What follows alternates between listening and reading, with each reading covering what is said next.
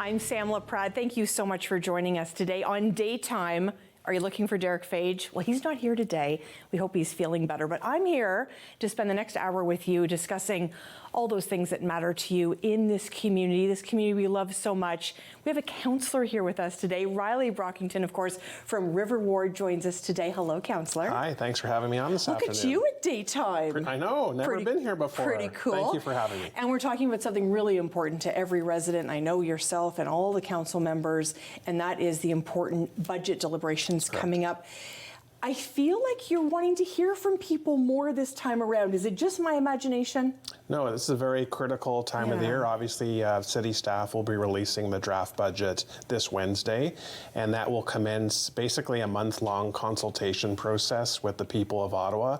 Not only do we have all the standing committees that will be meeting in February, but city councillors are working together to host neighbourhood sessions. In the South End, I'm partnering with 3 of my colleagues as well, and on February 7th, we'll be hosting a session. Nice. But it's very important. This is a $4.5 billion budget for the people of Ottawa. We need to hear what their priorities are, and that's what the month will be dedicated towards. And I think there's never been, a budget, certainly maybe since I've owned a home, that I thought was more important, because I think about all of the challenges we faced over the last couple of years. There's going to be some tough decisions required at council. Is that why this deliberation maybe is even more important than ever? Well, you're exactly right. The COVID years were tough on the city's budget. We had a number of revenues, in particular transit, that took a significant hit. And I do think this new term of council, 2023 and onward, is going to have some very tough discussions about how we balance that budget, how do we triage the priorities that the people of Ottawa have identified. And we've just come out of an election period. So many of my colleagues, including myself, heard many issues and priorities. We now have to focus and address that through the budget process. I've always wondered how challenging it is to sort of think about River Ward, because you love the people of River Ward, but also to have your eyes on Ottawa as a whole being such a huge, vast space, really, when you think about, the kilometers that we have to maintain, even from a snow removal perspective. Yeah.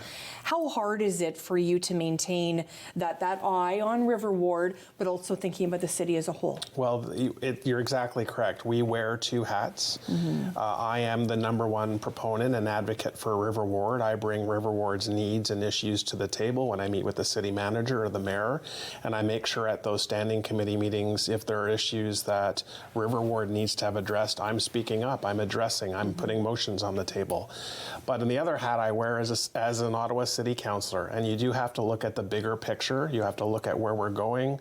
Does the budget address the strategic priorities of the city, of the people of Ottawa?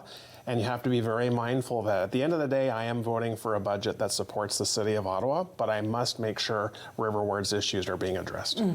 Such an important time. And of course, I think about 3 little letters I think you've heard before, LRT. How is LRT factoring into these discussions? Well, that's a great question. The Transit Commission will meet on February 9th. I'm sure that will be an extensive discussion as well. We need to make sure that the system as a whole has the resources that it needs to meet the needs of the people of Ottawa. And as I said, one of the major concerns that I have is the fact that during the COVID years, we were basically balanced. We received upper levels of government support, financial support, to make sure the transit deficits were covered off. That's not going to happen this year. So the main question is, if we don't have the same amount of pre-COVID fare revenues, but we're still offering basically the same type of service, how are we going to do that? That's a major question that has to be answered. And we know Mayor Mark Sutcliffe was really, he campaigned on the promise of 2.5%. How tough is that going to be, Councillor? Well, in addition to the property tax line, there's assessment growth. So the new developments that are opened and starting to pay taxes, there's a combination. So the mayor believes that up to 2.5% property tax increase is reasonable and can meet the needs of the people of Ottawa. We'll see. The details will be in the draft budget this Wednesday, and if there are any omissions or needs within wards that have to be met, councillors are free to move motions in that regard. And the mayor said he was going to go line by line. Do you go line by line? I do an extensive review with my staff. I divvy up the budget once it's available. We do it by committees, and we do look at what's impacting River Ward, but what are some other ticket items that are there, and we do ask questions. So the standing committee meetings that we're going to have in February are going to be lengthy. It's going to be budget focused, and the public is welcome to come out. If they want to speak and address the committee, they can do that as a delegation. They can also come to the various budget meetings that are happening at night. So walk me through, where can people find out the details if, you know, they're like, hey, I want to go to one, but maybe that time doesn't work for me.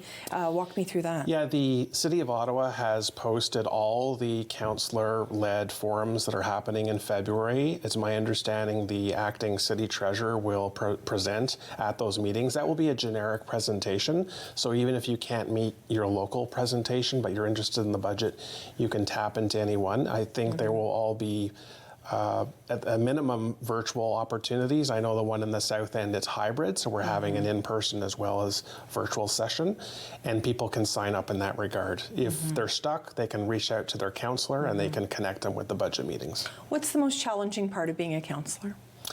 Well, in the budget context, the needs and asks are almost infinite, and there's a finite amount of public resources that are available, taxes that are available.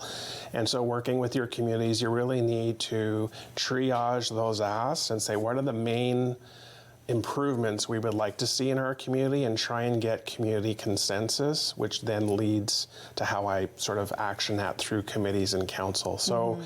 You know, my ward is older. It's 75, 80 years old, some of the neighborhoods. Our infrastructure needs improvement.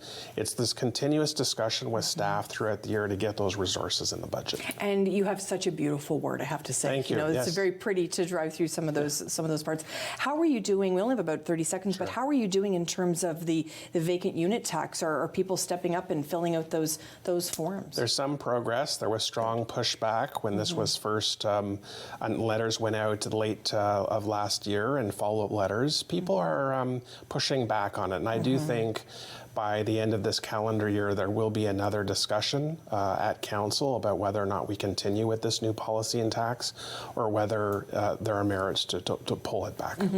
But you would encourage people to go and do that. Yeah, whether you like it or not, the penalty will be larger if you don't do it. So get it done this year, and then we're going to talk. Yeah, absolutely. It's been a real pleasure to spend time with you today. And Councillor Riley Brockington, of course, from River Ward, spending time today talking about that important budget. Lots of opportunities there for you to get involved. You get to meet the councillors as well, which is always great to get involved in municipal politics. It really is the level of government that affects you up to 50 times a day. Can you believe that?